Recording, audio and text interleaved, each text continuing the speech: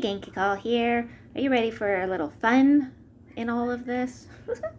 First, before I get into that, let me just mention that I put the wrong date on this playlist, and I think that I probably mentioned the wrong date as well. It's actually December 3rd.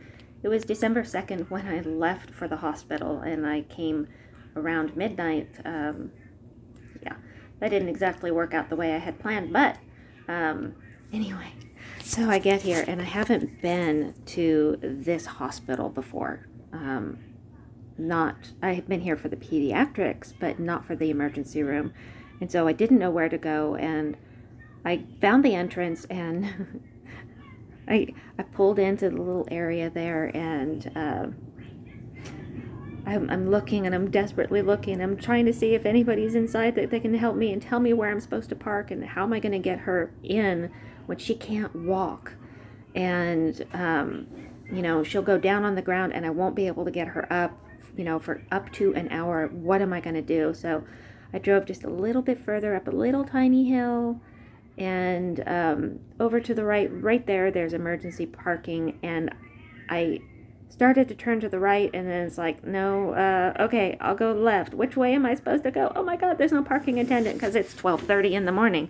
And so I turned left, and on my left-hand side, I saw a wheelchair. It's like, yes, thank you. Oh, what a relief, right? So there happened to be a parking space right across from that. So I take the parking space, I go over, and I get the wheelchair. I come back, and hey, honey, come on, get into the wheelchair. And she loves wheelchairs because she gets to go for a ride. It's great, right?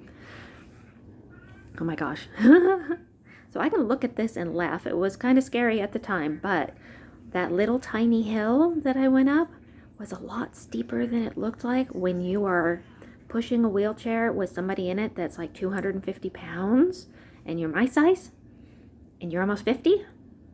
Yeah. So I've got this wheelchair, and I start running, and I'm trying not to run. I'm trying to pull back on the wheelchair, trying to slow us down, and I can't help it. I'm going faster and faster and faster. It's like part of my brain is going, you can't keep this up. You can't go any faster than this. You're gonna fall. I can't let go. My daughter will die. I can't let her go. So I'm running, trying to keep up, and I'm holding on for dear life, trying to keep up with the wheelchair. Luckily, it's evening out, but I ran past the emergency room entrance all the way down to the emergency room exit in the little roundabout there before I was able to stop. And oh my gosh, it was so scary. But in retrospect, it's really funny. I was running so fast, and my feet were hitting the ground so hard that my eyeballs were jiggling, and I couldn't see where I was going. And thank God there weren't any cars. It's just after midnight. Thank God, though, no cars.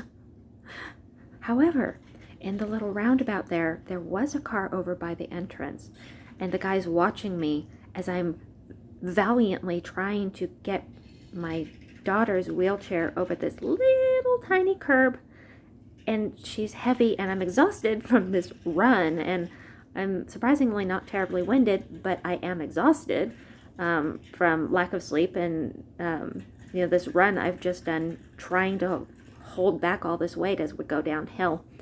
And this guy's watching me, and finally he moves his car, and he moves it a little closer, and he comes up over by the exit where I'm trying to get her up on this little tiny lip up so that I can get her into the emergency room.